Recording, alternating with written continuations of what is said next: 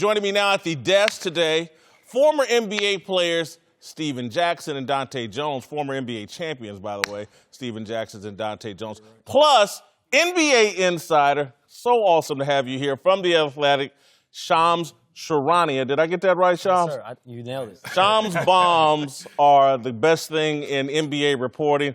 Awesome to have you here, but I'm going to start with Stephen Jackson. This is a 500 team at best. You can't fix a team that has no shot makers or no outside shooting in this modern NBA. You're right, but what other decisions do they have? You know, they put this team together. They say they don't care how we feel about it. They know they have have LeBron for 4 years, and whatever they can build in these 4 years to get a championship, if it takes time, then that's just what they're gonna do. They can't shoot. We knew that at the beginning of the season. We knew they was gonna struggle shooting threes. Last night was exactly how I feel the season's going to go. They're going to struggle. LeBron's going to dominate every night. Rondo's going to help him when he can. But for the most part, they're going to struggle. They don't have no shooting. They teach us as players never get too high, never get too low. So we look at that game as a snapshot of what they could be on a bad night. And there's a ceiling for that team to get better. That's all you ask for. You saw a Portland Trailblazer team. They had a couple things going for them. Number one, they're an amazing opening night team, won 18 straight. Number two, they had an emotional high because of the loss of their great owner in Paul Allen. So that was a night that was different than any other night for them. And that is the best that they're going to be. I don't think we can. No. Listen to me for a second. And McCollum didn't even shoot all that well. And they operated at 49 points combined between the two of them, and they averaged 48 points last year together. So that is what they're going to be. That's what they're going to be. But Nick Stauskas, we cannot depend on him to be the third cog in that wheel. And if he does, that's great for them. I want him to do that. Like I have faith in him, but I don't think that he'll be able to score 20 points a night. So JaVale McGee can't be the second best player for the Lakers either. Facts. But what I'm saying is it's going to be an evolution of the Lakers. And I think those kids will get more confidence, get better. Do I think they'll be shooters overnight? No. But the pace that they had going on last night with 34 points in transition and fast break points, the Golden State Warriors averaged 19, and they were leading the league in fast break points. So if they can keep half of that going, I think they have a weapon that they can build on, and the guys can get more confidence in shooting. To me, this speaks to Dante's point. You played with LeBron. How much of this is just work habits? Guys, right. These young guys, Lonzo Ball, Kyle Kuzma, Brandon Ingram, they need to build these habits. There's a difference between okay shots, good shot. You know LeBron. That's the evolution. They're learning on what's a good shot, what's a bad shot. He doesn't want okay or mediocre shots. He wants great shots. I don't think they've learned, that this young group has learned yet, because they've only played with LeBron for how many games? Facts. And Lonzo Ball, this is just his third game back. So it's going to be a major adjustment for these young guys to get back acclimated with a player of LeBron's caliber. They've never had the stress and the pressure of getting great shots on every single possession. They only been around them a month. You got to think. They ain't been around them that long. And they have room to get better. It's not like they're finished products. They're all young. They all can get better. They were one corner three from being a 1-point game at that point in time. And that turned from 4 to 7, 7 to 10 real fast. But that corner three go down by Brandon Ingram. We have a 1-point game, and it's a tough one with a minute left. Look, y'all, I love food, and I can smell things when they're cooking. Yeah, me too. And could you not, there was some toast out there last night for the Lakers, and his name's Lonzo Ball. He came off the bench after Josh Hart. Shams, Lonzo Ball is 2 steps away from being openly on the trading block. He doesn't fit with this team and LeBron James. Let's just say the facts. So this is his third game back, right? From knee surgery, a torn meniscus in his knee in July. Third game back. He's coming off the bench, which he's never done in his life. After Josh Hart. Continue. And also, he's just like all these other young guys. I don't think he's been acclimated to play with LeBron James. And a lot of it is his mindset, dribbling the ball up and just going to the corner. I think, to me, it's a disservice to the Lakers, his talent. If he's just dribbling the ball up the court, give me to LeBron. It's a lesson for the kid, first and foremost. Coming from a starter to coming off the bench is one of the toughest things. You see Melo struggling right now. Just your mindset, how you prepare for the game, how you're going to have an impact on the game.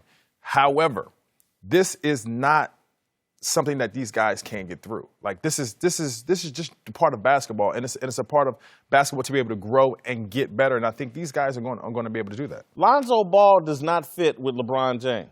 I don't think so either, and I think he's feeling a lot of pressure. With Rondo stepping in. Rondo has a dominant personality, and if you have any chink in your armor, he's going to abuse it.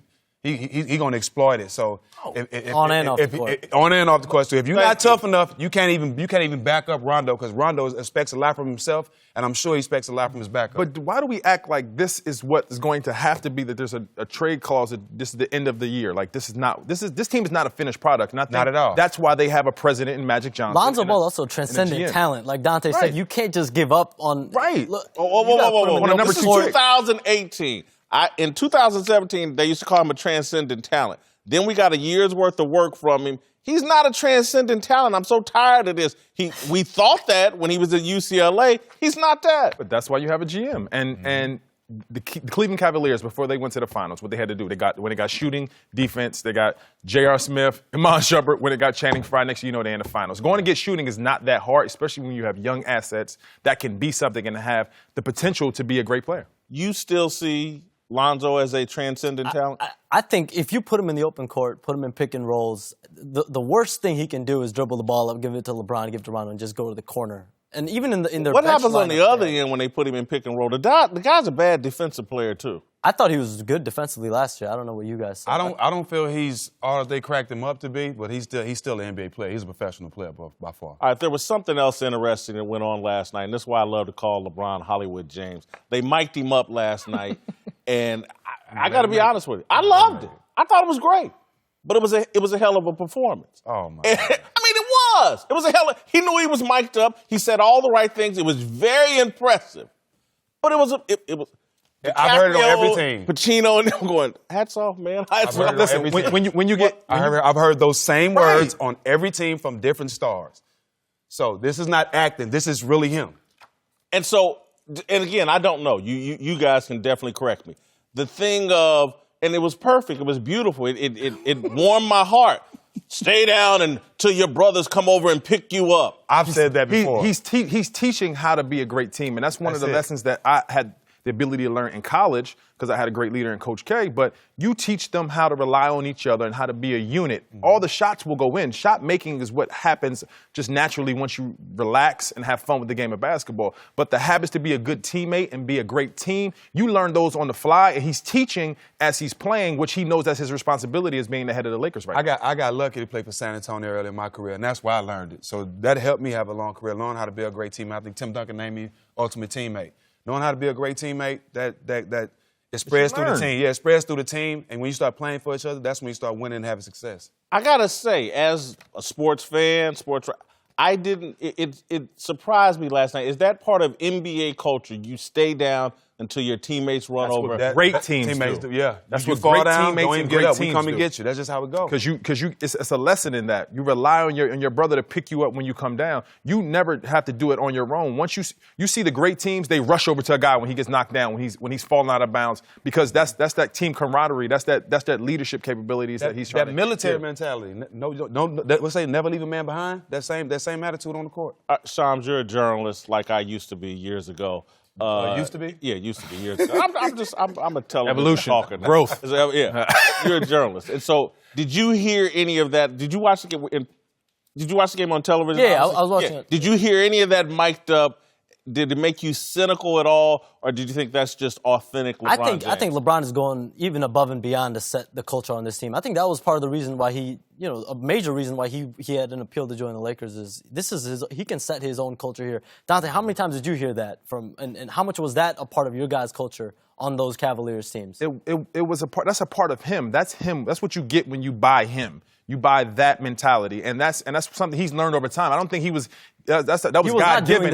He learned this, and he's trying to teach on the fly. Right? There's nothing wrong with him teaching. I'm gonna be honest with you. I thought it was great, but the only thing that kept running through my mind is just a bit of a skeptical. I was like, did you see his cards? Did he have cards in his back pocket that he had notes that he had to hit? He was also playing in front of 20,000 people and opening night, and he hit the right notes on it. He's an amazing actor. Then if he could do both act and play basketball. I'm not saying that, but last year when they all started wearing suits to the playoff games, I love that and I praise that. I understand that LeBron has some leadership qualities, some great leadership qualities. But I also know that last year they rarely, if ever, practiced in Cleveland.